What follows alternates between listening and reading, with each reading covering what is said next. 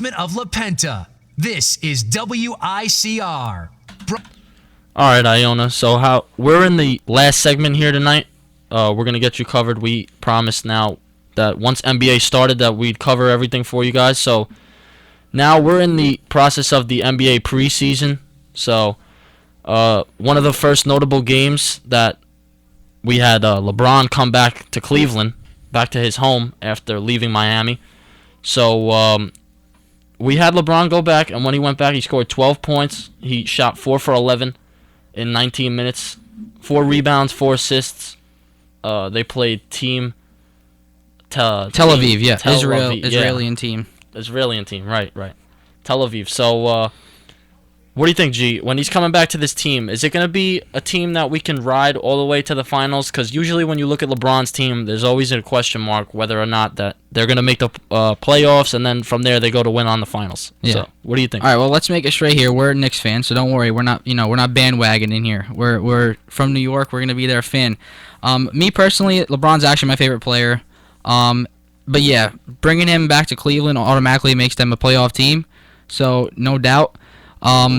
Sadly, I don't know if they're going to win. I mean, it's going to be hard. They have the Spurs that they have to face. But we also have to think about, it's only preseason. Let's not go too far. We don't even know how they're going to gel yet. We still have almost a full month, 4 weeks till the season even starts.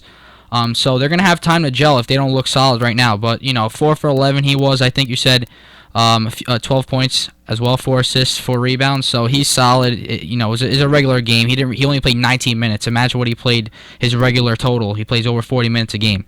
So Cleveland's looking good for now. It's only preseason, but definitely makes them a contender.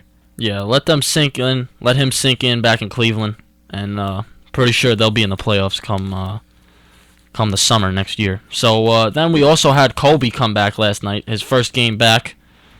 He dropped 13 points, 5 of 12, 5 assists also in 21 minutes as they beat the Nuggets 98-95. So what'd you see from Kobe? Because I know you saw this game last night, right? You were watching. Yeah, he was a little rusty at first. I think he airballed or barely grazed the rim his first shot, but after that, he looked pretty good in the minutes. The short minutes he played.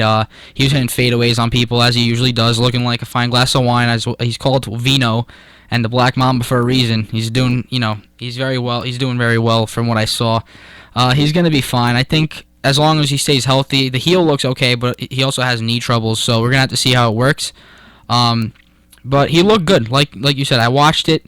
He looked solid in 21 minutes. He scored his signature buckets. He was hitting some fadeaways. He looked good. He looked healthy. So it's only good for the Lakers because we don't even know. I don't know if they're going to be a playoff team. I don't think so personally. But as long as they have him, maybe they can look towards free agency for next year too, and build from there. Right. It's always good to have Kobe back in the lineup. It wasn't a good time down there in LA when they didn't have him, and now Pau Gasol gone also. So, yeah. they're going to need him this year. So we'll see what he can do for them. Also, I know the Bulls played last night. Derrick Rose is back in it. So I know you told me that you watched that game also. So. Yeah, I saw some highlights on ESPN afterwards. Derrick Rose, we saw him with Team USA this summer, winning the World Cup, the FIBA World Cup. He looked really good last night. He looked pretty explosive. I mean, those moves where he just drives in hard, all alone. He tries to get those crazy layups. He hit a 3 I saw as well. His jumper's looking fluid out there. He looked explosive. He looked like the beast that he used to be, the MVP caliber he used to be when he first came in before he got his ACL injury. So he's looking good. Hopefully for them it stays that way. Another note from this game, we almost had a brawl in the preseason. Literally the first game, Paul Pierce and Joakim Noah went at it. I don't know what Noah was doing. I think he was trying to separate Pierce, and Pierce literally poked him in the forehead. And they were about to go at it at each other. And then we also had Kevin Serafin and Jimmy Butler. Serafin was trying to put a screen on and just literally charged Jimmy Butler down. He fell on top of him. He fell to the ground. So it's intense. I mean, it's preseason, but these teams already don't like each other. So it's things to look forward to because we miss basketball. But we're gonna see some entertainment for sure coming at the end of this month. Yeah, I think whenever you hear the name Joakim Noah, there's just always something to do with physicality and fighting or something Tough like guy. that. So with that ponytail of his. Mm-hmm.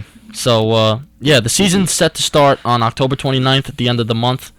So we'll have everybody covered with all the NBA things going on around the league.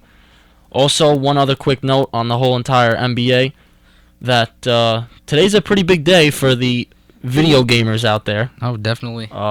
We had 2K, NBA 2K15 released today. So just want to throw that out there for you guys, so you guys can go out there and get that. And Kevin Durant on the cover, my favorite player in the NBA. So, look forward, just a little toss out there. All right, so now in the last segment for tonight, we have soccer.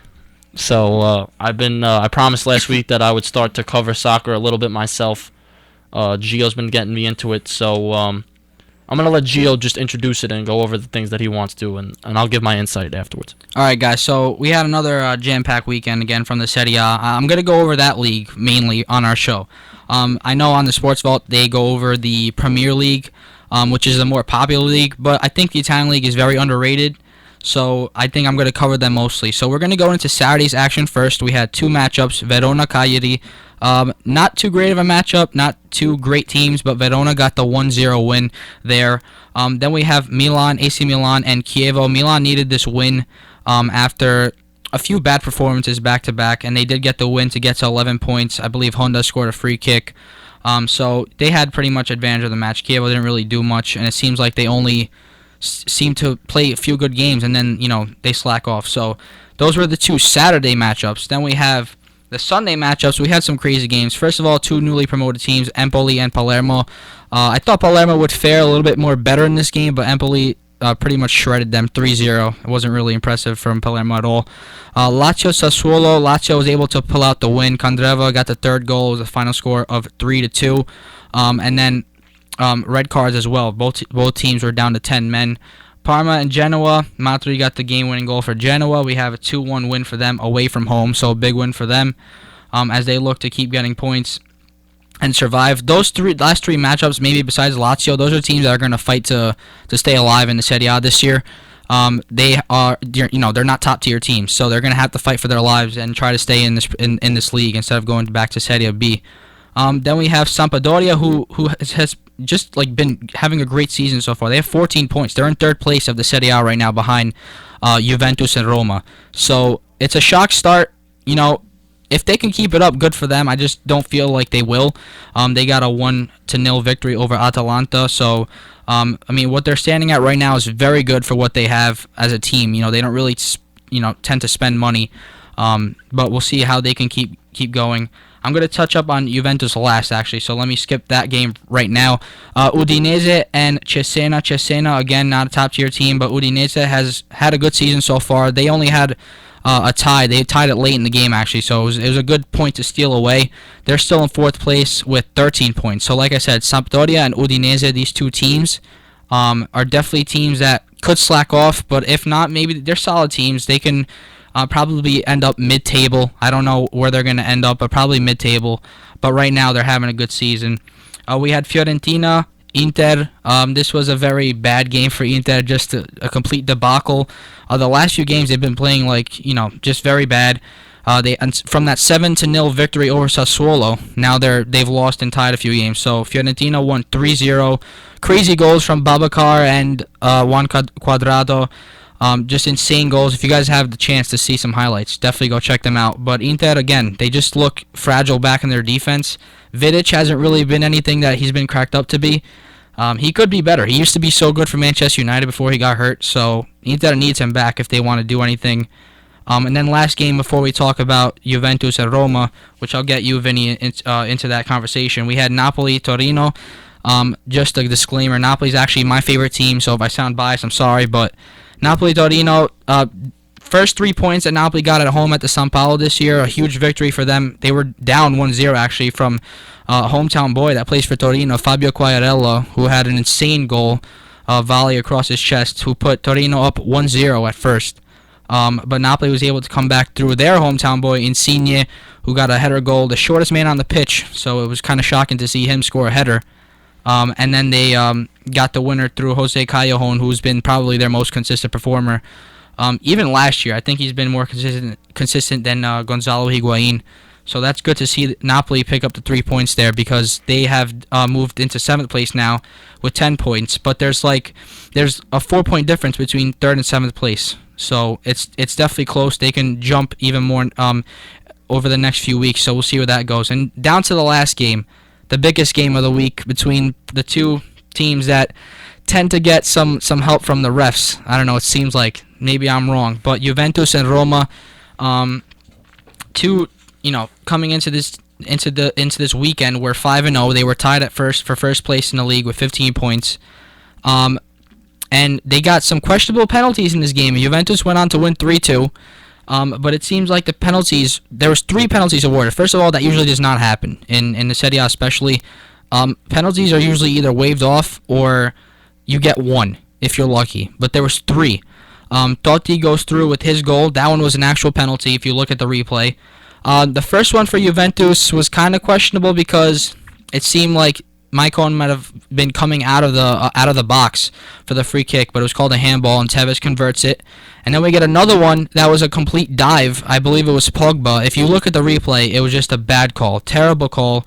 And they go through with Tevez again. So it was 2-2 going into the end of the match, and then Bonucci hits a screamer, a volley. He's a defender. He usually scores with a header, or he's never there. But it was on a corner, and they got their guys up top. Obviously, it's towards the end. They want to win the game, and he hit a winning goal that I haven't seen in a while. It was just a great goal. So 3-2, they take it, and now, Vinny, when you look at it, Juventus has 18 points. They're 6-0, and Roma has 15.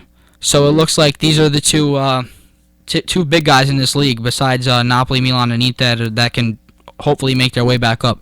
What do you think? I mean, just look at these two teams. I know you don't watch too much, but I mean, what's your brief take on that? Right. Well, when I watched the two, when I got into soccer, somewhat this week, I guess, I can see that these two teams were the top teams on the list, no matter what. Juventus and Roma.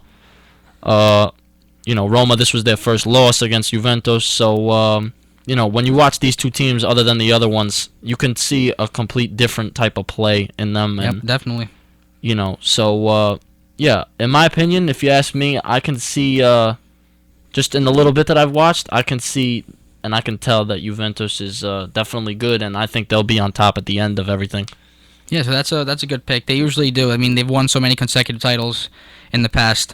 So that's it for the Serie A this weekend. And just a quick, look ahead. There's no Champions League football this week or Europa League because of an international break. I believe most of the matches are on Thursday and Friday. We have European qualifiers, teams like Italy, Spain, all those big European countries. Netherlands. They have matchups to win for their qualification spot in the Euros. That is very important. It's like a mini World Cup, but obviously only for the European teams. So look forward to that. Tune in Thursday and Friday. The USA also plays a friendly, I believe, against Ecuador, if I'm not mistaken. Don't take me on that to be secure, but I mean, they're playing this Friday. So if you guys want to check out our country, go on for a friendly international matchup, you can. So that's it for the soccer world this weekend. Don't forget to follow us again before I pass it off to Vinny for the end of our show. Go on youtube.com/VG Sports Hub. There's nothing there yet, but once this show is uploaded to WICR, we will take it and then put it on our own personal channel. This way we have, our own thing. You guys can go follow us there. You can follow us on Google+, and like I said, I will continue to reiterate it. As time goes on, we will have more social media out there. And also, not to forget, there's been a little schedule mix-up with the next week since there's Columbus Day off. So Tuesday, it's looking like we're not going to have our show, but we'll be back the week after that. So I'm going to hand it off to Vinny. I hope you guys enjoyed the show. Yeah. So as he said, I want to just thank everybody in advance for. We hope that you guys will follow us. We're just trying to get out there as much as we can, and then hopefully, if you guys follow us well on that, then we could expand from there. So just want to thank you guys in advance. Also, as he said, we'll be back the following Tuesday, not next Tuesday. That was just told to us from now. So, hope you guys enjoyed the show. We got you covered with everything as we promised. Don't forget, second inning is already underway between the Dodgers and the Cardinals. Later on, Game 4 tonight at 9 o'clock, Washington Nationals taking on the Giants. So, everybody have a great night for sports, and have a good night from us at Iona. Thank you.